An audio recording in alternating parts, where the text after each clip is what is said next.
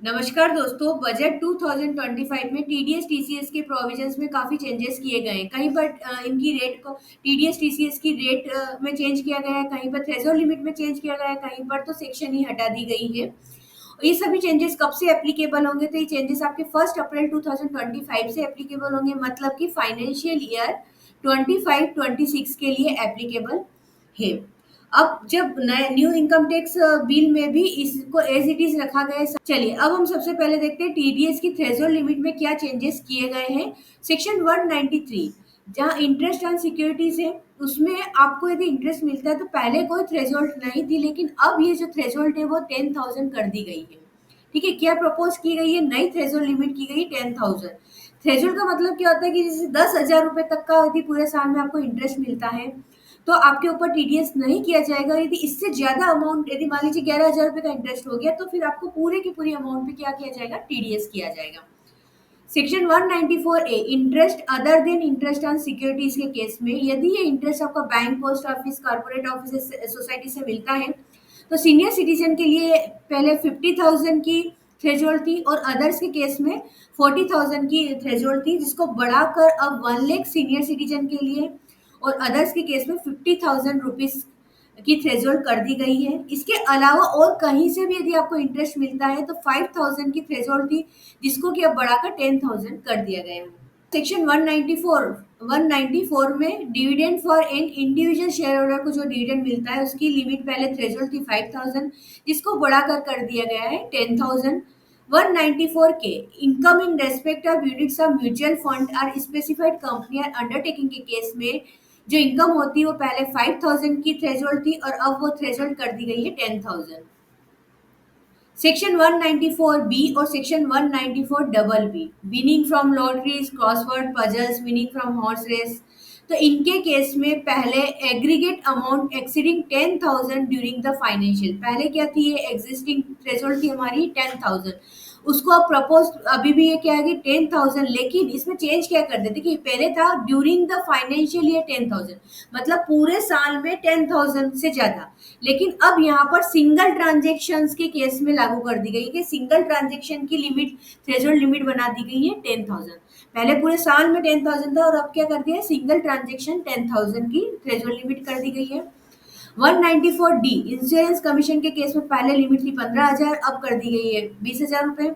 194 जी में income by way of commission price on lottery tickets पे जो मिलते हैं उसकी इनकम पे 15,000 अभी थे, लेकिन इसको बढ़ाकर 20,000 लिमिट कर दी गई है। 194 एच कमीशन और ब्रोकरेज की इनकम पर 15,000 से 20,000 की लिमिट कर दी गई है। आई में जो रेंट कवर होता है, मतलब कि कमर्शियल प्रॉपर्टीज के ऊपर, तो यहाँ पर पहले रेंट में क्या था कि 2,40,000 रुपए से फाइनेंशियल ईयर में ज्यादा हो जाती थी तो आपको टीडीएस करना होता था, लेकिन अब क्या कर दी गई है? लिमिट 50,000 पर month or part of a month, मतलब यदि आपकी साल की 6 लाख रुपए तक की इनकम होती है, लेकिन यहाँ पर ध्यान गया 50,000 पर मंथ तक है, तो फिर आपको वहां पर कोई टीडीएस नहीं करना है। वहां पे अब टीडीएस किसमें, ये जो चेंजेस लाए गए ना, बहुत ही अच्छा चेंजेस लाए गए हैं। तो पहले जो 2,40,000 रुपए था पूरे साल का, उसको अब क्या कर दिया गया? 50,000 पर मंथ और part of a month. 194 J fees for professional technical services royalty, इनके केस में पहले 30,000 थी थ्रेशोल्ड, अब 50,000 कर दी गई है। 194 L A income by way of announced compensation, देखिए अनाउंस्ड कंपनसेशन का मतलब क्या होता है?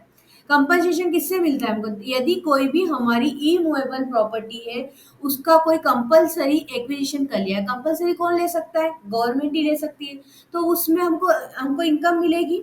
तो वो इनकम पहले इसकी जो थ्रेशोल्ड लिमिट थी 2,50,000 रुपए थी, उसको बढ़ाकर अब क्या कर दिया गया है? 5 लाख रुपए कर दिए गए हैं। 194 एल बी सी जो कि थी TDS on income payable by securitization trust to an resident investor के केस में पहले 25% इंडिविजुअल एचयूएफ के लिए, 30% अदर्स के लिए थी, तो अब इसके सभी के लिए क्या कर दिया गया है? 10% रेट कर दी गई। यहाँ पर टीडीएस की रेट में चेंज किया गया है 10% सभी केसेस में, चाहे वो इंडिविजुअल एचयूएफ हो या कोई और हो। ठीक है, तो ये बात की हमने टीडीएस में क्या चेंजेस किए गए हैं। अब हम आते हैं टीसीएस के ऊपर।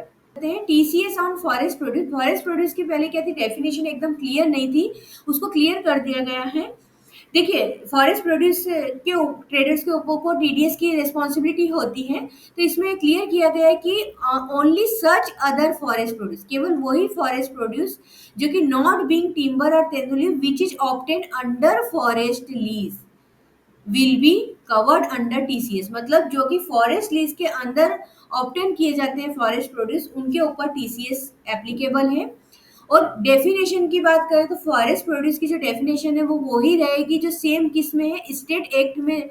हर स्टेट में जो भी फॉरेस्ट प्रोड्यूस की डेफिनेशन है वो यहाँ पर भी एप्लीकेबल होगी। सेक्शन 206C1 में क्या चेंज किया गया है, तो यहाँ पर टीसीएस के रेट में चेंज है। टिम्बर या फिर एनी अदर फॉरेस्ट प्रोड्यूस जिसमें कि नॉट बीइंग टेंदुलियस obtain under a forest lease, तो उसके केस में 2.5% रेट थी, जिसको अब क्या कर दिया है, कम कर दिया है, 2% की टीसीएस रेट कर दी गई है। इसी तरह timber obtain by any mode other than under a forest lease, timber किसी भी मोड से यदि ऑब्टेन किया जाता है तो उसमें भी 2.5 से 2% की रेट कर दी गई है। अच्छा, टीसीएस के जितने भी चेंजेस हैं वो भी सब कब से एप्लीकेबल होंगे, वही 1 अप्रैल 2025 से। सभी चेंजेस आपके 1 अप्रैल 2025 से एप्लीकेबल है। एक बहुत अच्छा चेंज किया गया, omission of TCS on sale of specified goods. देखिए क्या था, सेक्शन 206C1H के अंतर्गत टीसीएस जो सेलर्स थे उनके ऊपर टीसीएस की रेस्पॉन्सिबिलिटी दी गई थी। और एक तरफ जिसमें क्या था, 50 लाख रुपए से ज्यादा की यदि सेल होती थी तो उसके ऊपर टीसीएस करना होता है, और दूसरी तरफ 194Q में टीडीएस की रिस्पॉन्सिबिलिटी दे दी गई थी बायर को। मतलब तो उसमें क्या होता, बहुत ही कंफ्यूजन होना था कि टीडीएस किया जाए या टीसीएस किया, क्योंकि एक ही चीज पर आप ना तो एक बार टीडीएस कर लिया तो टीसीएस नहीं होगा, टीसीएस होगा टीडीएस नहीं होगा, तो बहुत ज्यादा कंफ्यूजन क्रिएट हो रहा था। तो ऐसे में अब जो टीसीएस की सेक्शन है, सेक्शन 206C1H, इसको हटा दिया गया है। मतलब कि अब जो गुड्स है, स्पेसिफाइड गुड्स है, उनके सेल के ऊपर टीसीएस नहीं किया जाएगा, उनके ऊपर अब क्या किया जाएगा, 194Q में जो टीडीएस एप्लीकेबल होता है वही एप्लीकेबल होता है। यहाँ पर से सारा कंफ्यूजन दूर कर दिया गया है। अब सेल ऑफ स्पेसिफाइड गुड्स मतलब 50 लाख रुपए से ज्यादा का भी यदि आप सेल करते हैं किसी को, तो उसमें टीसीएस नहीं करना है। एक और चेंजेस बहुत अच्छा किया गया, removal of higher TDS TCS for non filer of income. क्या था, कुछ सेक्शन ऐसी थी जिसमें कि टीडीएस और टीसीएस के केस में, जैसे सेक्शन 206AB जो कि टीडीएस को रिक्वायर करती थी, हायर रेट से टीडीएस किया जाएगा यदि जो डिडक्टी है, मतलब जिनका आप टीडीएस कर रहे हो वो नॉन फाइलर ऑफ है, वो अपना आईटी रिटर्न फाइल नहीं करते हैं।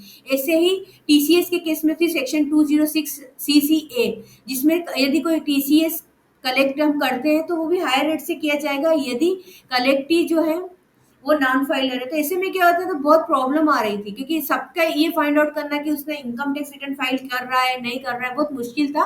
तो अब इस सेक्शन को हटा, दोनों सेक्शंस को रिमूव कर दिया गया। ये बहुत ही अच्छा डिसीजन लिया गया है। तो अब यहाँ पर वो non filer of income tax return वाले जो केस है वो यहाँ पर एप्लीकेबल नहीं होगा। उस केस में कोई आपको हायर रेट से टीडीएस टीसीएस नहीं करना है। TCS on remittance under LRS, LRS के अंदर जो हम फॉरेन रेमिटेंस करते हैं उसके ऊपर टीसीएस किया जाता है, तो उसमें भी चेंजेस किए गए हैं। देखते हैं क्या चेंजेस हुआ। सेक्शन 206C1G, देखिए नो टीसीएस। अब ये नो टीसीएस किस केस में, यदि आप एजुकेशनल पर्पज से, वो भी एजुकेशनल लोन लेके, देखिए दोनों चीज चलेगी, ठीक है ना। आपने एजुकेशनल लोन लेकर आपने क्या किया है, आपने फॉरेन रेमिटेंस किया है, तो उसके ऊपर कोई टीसीएस नहीं किया जाएगा। लेकिन ये जरूरी है कि आपने क्या लिया है, एजुकेशनल लोन लिया है, तो उस लोन को थ्रू पेमेंट करेंगे आप, तो आपको कोई टीसीएस नहीं किया जाएगा। पहले क्या था, 7 लाख की थ्रेशोल्ड लिमिट थी और उसके ऊपर फिर आपको 0.5% टीसीएस था, लेकिन वो अब एप्लीकेबल नहीं होगा। इसमें कोई टीसीएस नहीं होगा यदि आपने एजुकेशन लोन लेके फॉरेन रेमिटेंस हुआ है अंडर एलआरएस।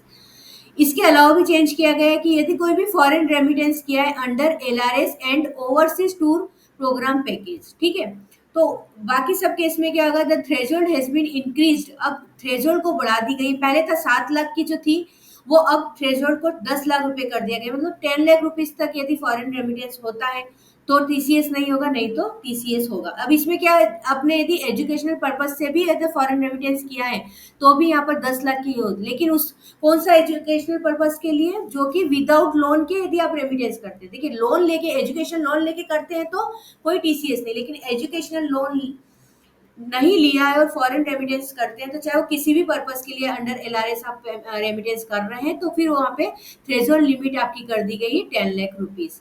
तो दोस्तों ये चेंजेस टीडीएस और टीसीएस में किए थे, जो कि फाइनेंशियल ईयर 25-26 के लिए एप्लीकेबल होंगे। मुझे पूरी उम्मीद है कि आपको वीडियो पसंद आया होगा। प्लीज को लाइक और शेयर करना ना भूलें। Thank you.